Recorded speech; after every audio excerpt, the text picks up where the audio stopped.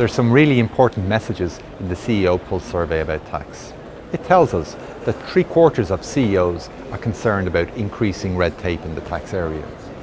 2/3 of CEOs are concerned about how tax could negatively impact their company's reputation.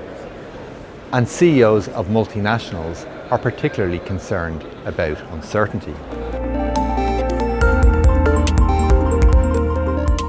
CEOs are telling us that the amount of red tape in the form of compliance and reporting is increasing every year.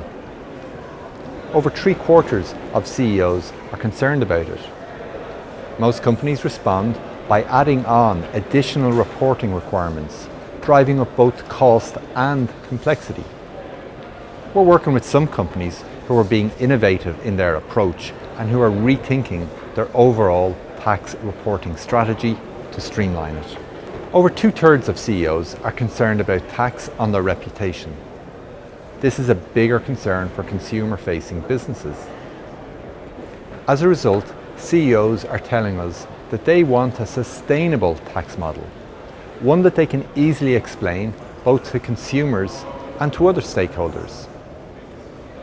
However, 90% continue to be very focused on managing tax as a cost, which is to be expected given its importance to a company's bottom line.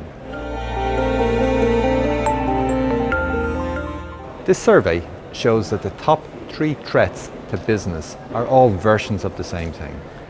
They are Brexit, broader geopolitical uncertainty, and political uncertainty.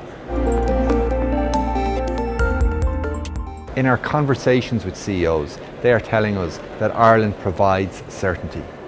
And I think this is critical in 3 areas. As an EU member, we provide businesses with access to a single market of 500 million consumers without borders or tariffs.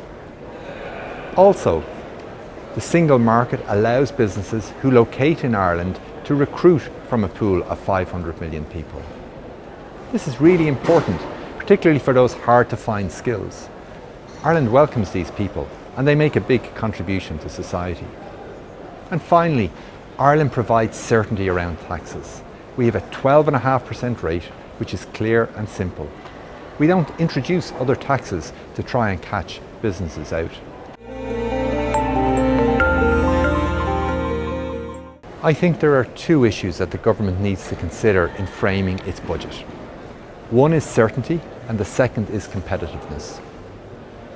The government should try to minimise change in the budget, but where change is required, it should continue to signal the changes well in advance and consult with business about the implications.